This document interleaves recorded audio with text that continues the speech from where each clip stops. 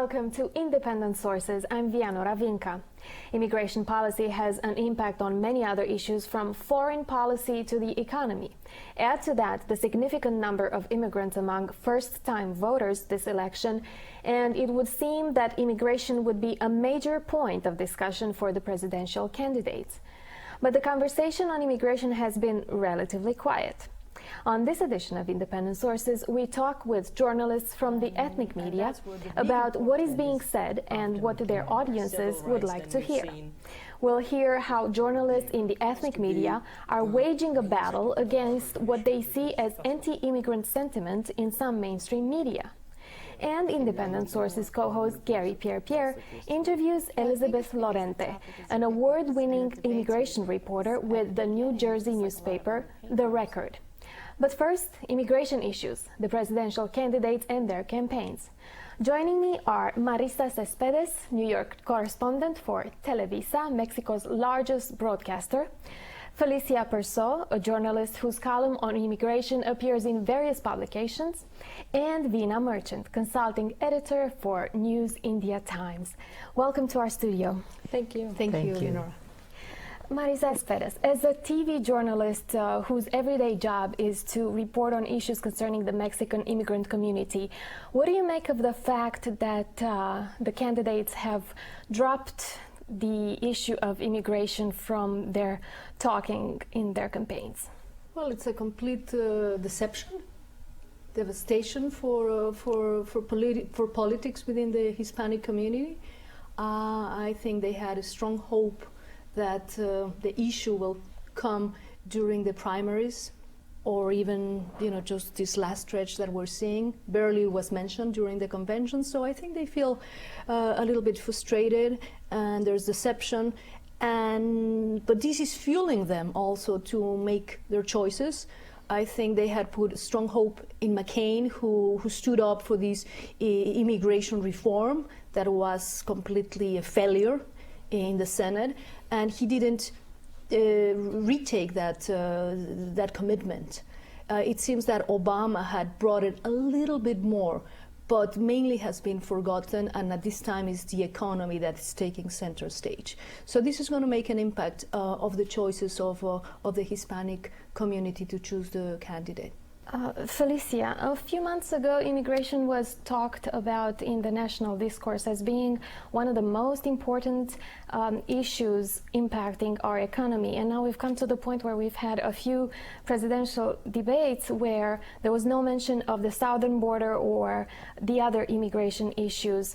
Why do you think is the mainstream media not challenging the candidates on immigration issues? Well, I think the mainstream media really has no sensitivity to this issue. I mean, if you looked at the issue where there were so many rallies all across the country, and you looked at the way it was covered in the mainstream press, it was almost as if, there were all these, quote unquote, illegal aliens coming over here and, taking over the country. And so it was covered in a lot of it in a negative way. So I'm not surprised at all that the mainstream hasn't really been as sensitive, or even the people who are moderating the debates haven't been as sensitive to include immigration questions.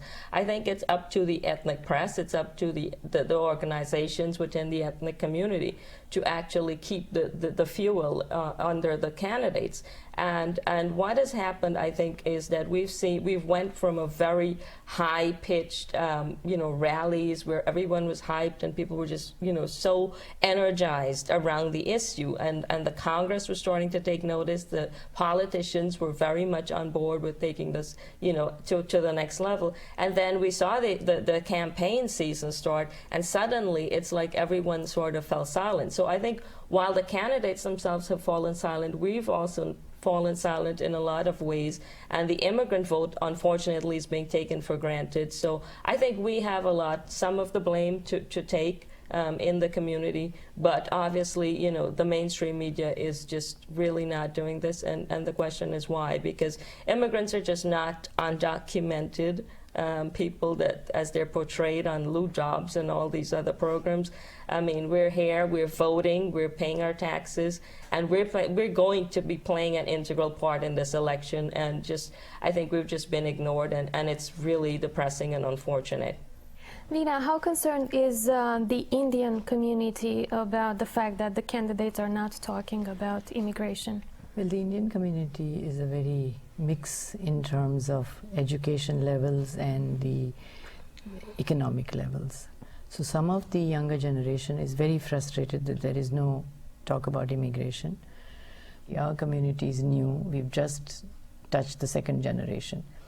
The first generations are always embracing of the Democratic Party because the Democratic Party is more responsive to their needs.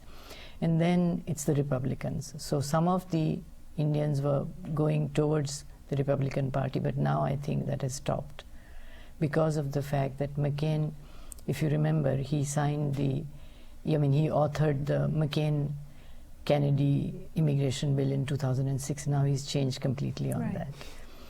Also, Obama has really completely taken over the Indian young community. He's really enthused them, excited them. And the racial issue, of course, plays a very big part. People prefer to be politically correct, so too many are not talking about it, but the point is I think it's going to make a tremendous difference. You've told me that you are planning to have a special on immigration right before the election. Tell me more about the coverage you plan. The October 31st issue, we are going to make it special on election in the sense that since we are a very bipartisan newspaper, ours will be more a help to the voter. We'll present both the stands. And immigration has been so silent and quiet that we are going to present a very elaborate scene on the immigration as to what their stated stands are, how have they voted, and how have they spoken about it, because there is a little bit of a disconnect as far as McCain goes. What his website says, what he talks, and we don't know what exactly will happen in his regime. Marisa, I'd like to talk to you a little bit about the specific kind of stories that you are reporting for the Mexican television about the immigrant community here. What kind of stories? Give me a few examples of the stories you report. I've been doing stories of this first generation of Mexican Americans turning 18. It's a very young community, so hardworking community. So we're having now the sons and daughters of these undocumented hardworking Mexicans that are Mexican Americans with the right of vote, and they're going to be voting for that person that they think is going to be supporting an immigration reform.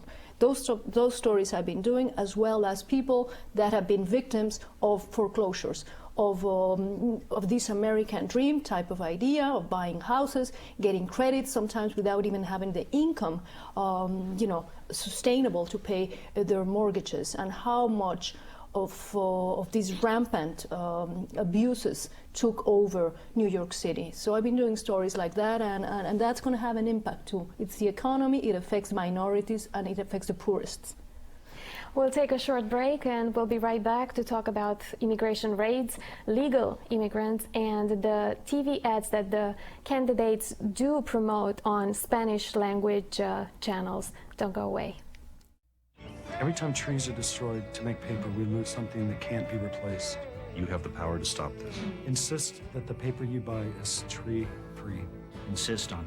Help us win the paper campaign. Welcome back. I'm talking with Marisa Céspedes, Felicia Persaud, and Vina Merchant about immigration issues. Felicia, in the past months, we have witnessed a tremendous hike in immigration rates. What are the odds of this trend continuing into the next presidency, this trend of raids by USCIS, whether it would be a McCain or an Obama win?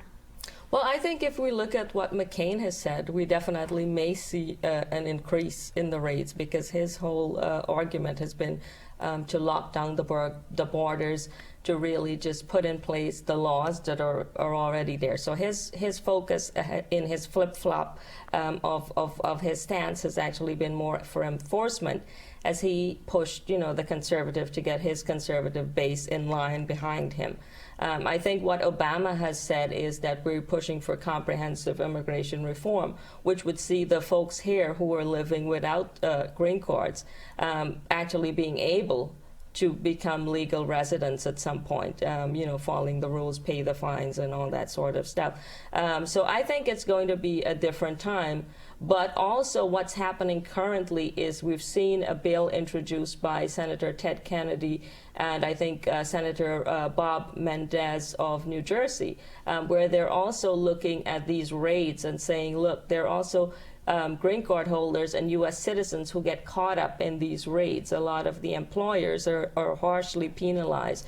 And they recently introduced, I think it was late last month, September 25th, or thereabouts, to actually bring a more human aspect to this raid and really, give people much more back their civil rights than we've seen happening in recent months. As for the undocumented, that is definitely going to come back to the whole earned legalization bill.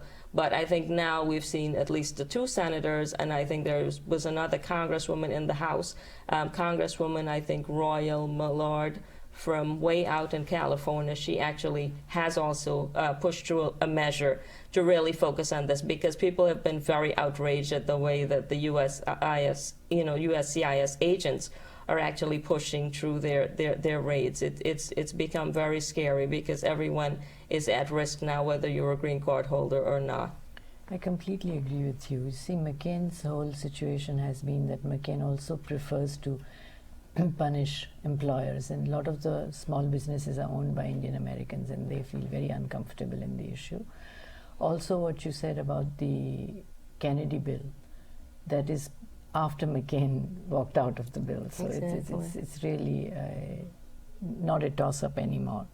And Marisa, a lot of the Mexican community is affected by these raids. What do you think will happen with the next presidency? We have hope that under Obama, being himself, it seems, more sensitive with the issue forgotten, of course, during the campaign, will emerge. But the economy, again, it's taking such a center stage that this is creating, we have the politics of fear with all these raids that never stop, break up of families, separation of families. People are afraid, and people are terrified, and people are broken.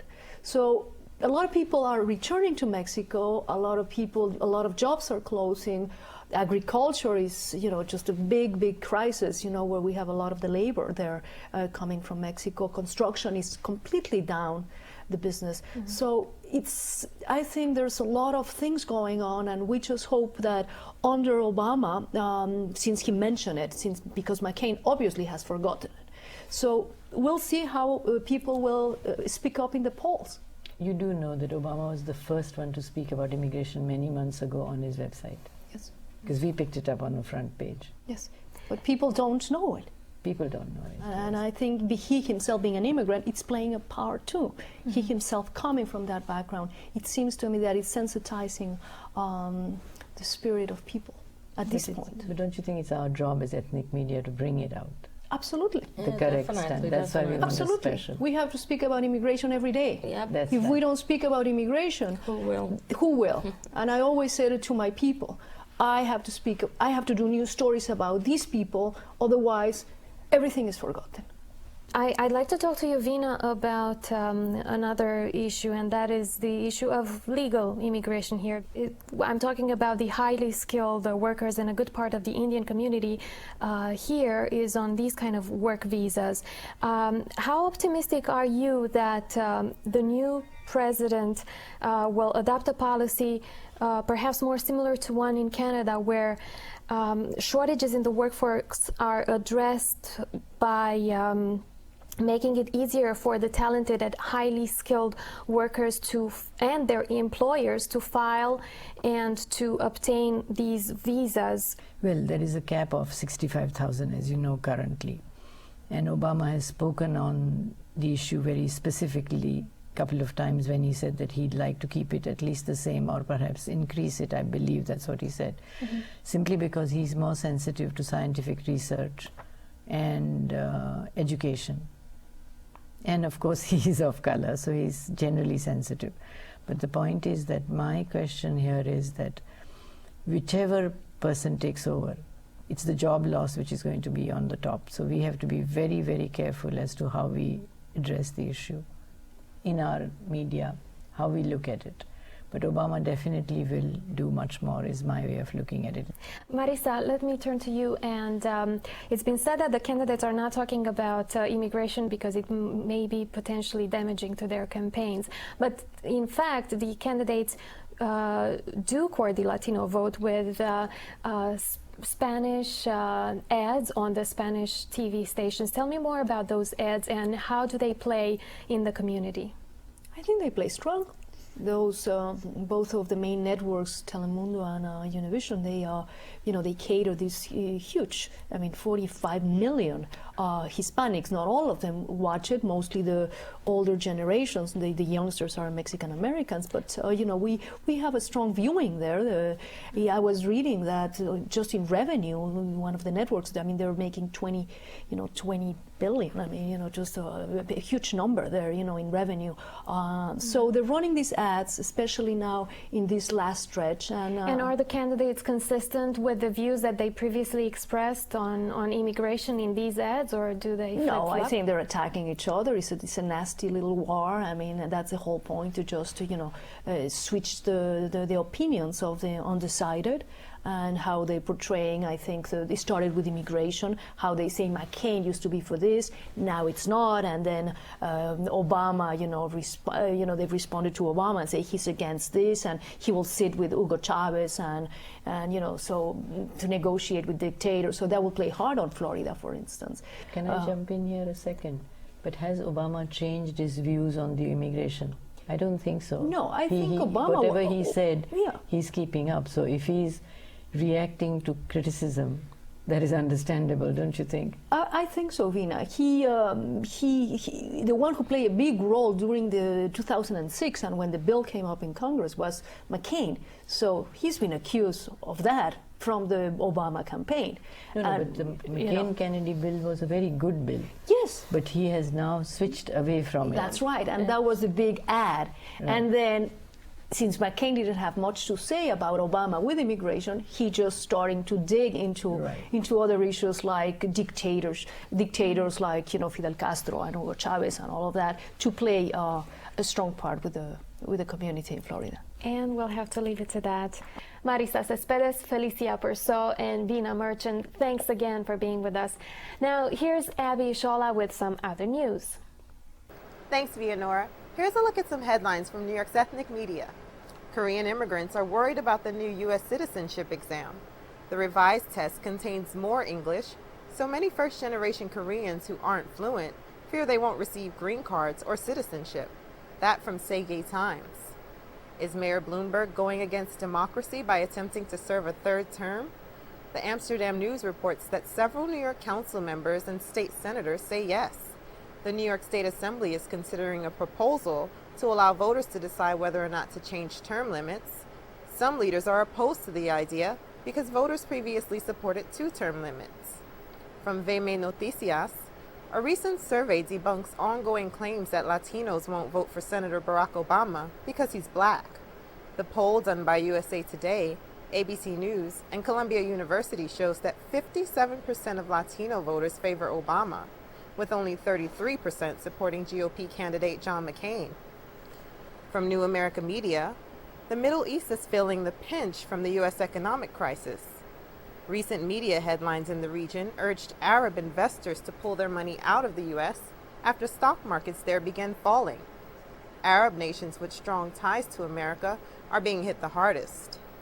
And finally, from the Forward, members of the Igbo tribe in Nigeria are claiming to be Jews.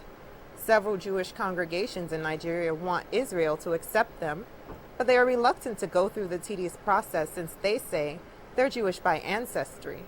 And those are just a few headlines from New York's ethnic media. Back to you, Vianora.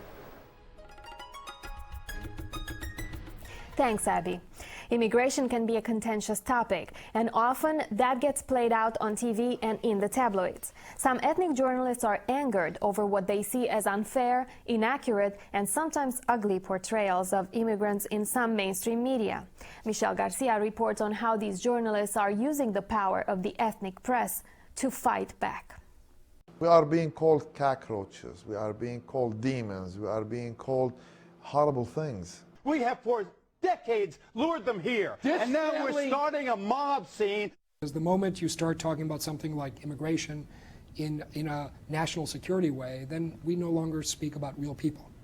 We speak about shadows that flit across the desert, and they're not human beings.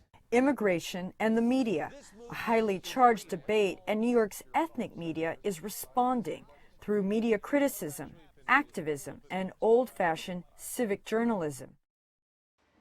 We begin in Bay Ridge, Brooklyn, home to Aramica, an Arab-American newspaper published by Antoine Faisal.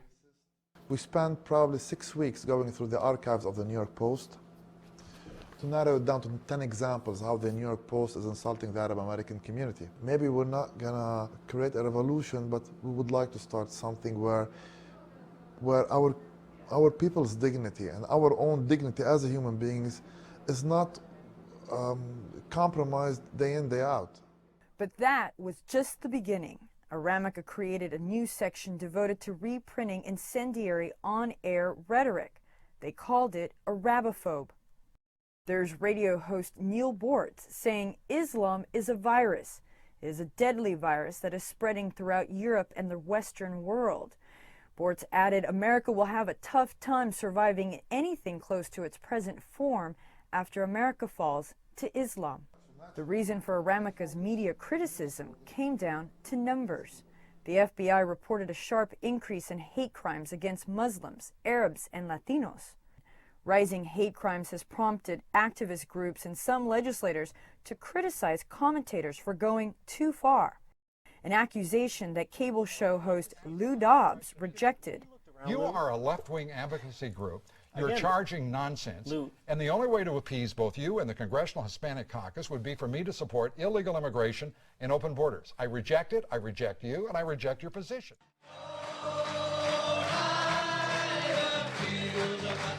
This Washington, D.C. rally for undocumented Irish immigrants was organized by the chairman of the Irish Lobby for Immigration Reform. His name is Niall O'Dowd. O'Dowd is also the publisher of The Irish Voice. We went directly to the heart of the issue because that's what we do well in the Irish American community. I think we do politics well. O'Dowd says Washington rallies and lobbying on behalf of Irish immigrants reflects the activist stance his paper has embraced, an activism he says not uncommon in the media. But this notion that papers today somehow don't take stands is complete nonsense. I mean, the New York Times drove us to war in Iraq. The New York Post, has an entire agenda around one man. Show me a newspaper that doesn't have an agenda. Spanish-language newspaper El Diario La Prensa bills itself as La Campeón de los Hispanos, the champion of Hispanics, but activism is confined to the pages of the editorial and opinion section. There was one instance where Lou Dobbs had a fundraising mechanism for an anti-immigrant ordinance in Hazleton, Pennsylvania, and we brought that to light. There weren't any other papers that were reporting on that, and CNN took it down. So we see it as a welcomed responsibility. The paper tends to cover immigration with an emphasis on issues affecting immigrants, such as worker exploitation and hate crimes. Immigration as a basic human right approach towards immigration tends to be the mainstream approach within the Spanish language community. It's not way out there. So even Hispanic conservatives or Republicans tend to like how we approach immigration in a way that is almost inconceivable when you just look at the English language side of things. Immigration coverage can mean fierce debates over illegal border crossers and the costs and benefits to the economy. For these three newspapers, the immigrant is the reader, and readers' expectations demand a different media message. For Independent Sources, I'm Michelle Garcia. We'll be right back. You promised me the world. Is this what you had in mind? Help EarthShare and its members restore balance to the world. Visit earthshare.org and see what you can do. EarthShare, one environment, one simple way to care for it.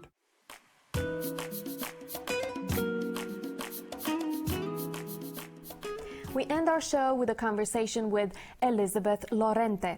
Llorente is a senior writer for The Record, a daily newspaper in New Jersey. She has won numerous awards for her reporting on immigration, race, and ethnicity. Garry Pierre-Pierre sat down with Llorente to talk about how the immigration beat has changed over the years. How long have you been covering immigration?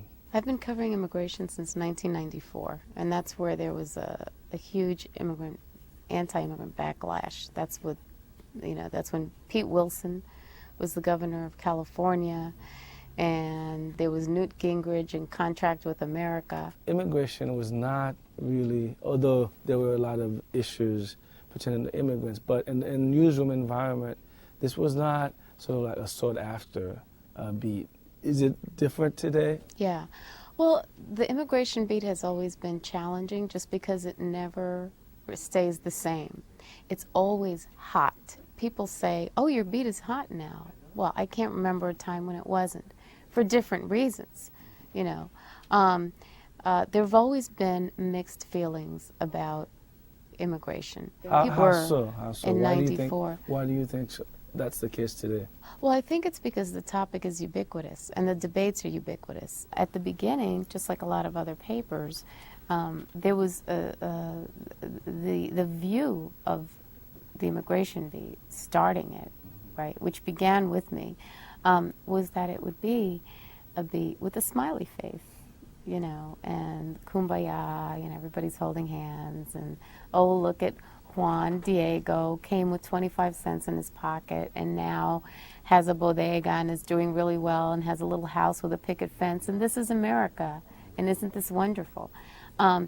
That was a valid story, you know, because that is happening, and those stories are, you should always write them, you know, and people love to read that. At the same time, there was a very dark side to immigrant life here, and that was when the backlash was unfolding, you know, and so that same person who came with 25 cents in his pocket and opened a business, well, that person was also feeling the backlash, and we had to tell that too. So in a way, would you say that the way you cover the beat evolve as the people evolve and the issues evolve? And our profession got more sophisticated about diversity, going from wanting to do it to be politically correct, to be inclusive, you know, sort of like all the feel-good reasons, you know. To show that we were covering the community. To show that we were covering the community, and also because we realized that this is what we need to do to be accurate. I mean, there's a real journalistic argument for covering diversity. If you're not covering diversity in New Jersey, you're not giving your readers accurate journalism. That's our show. Thanks for watching, and join us again next week. In the meantime, be independent-minded.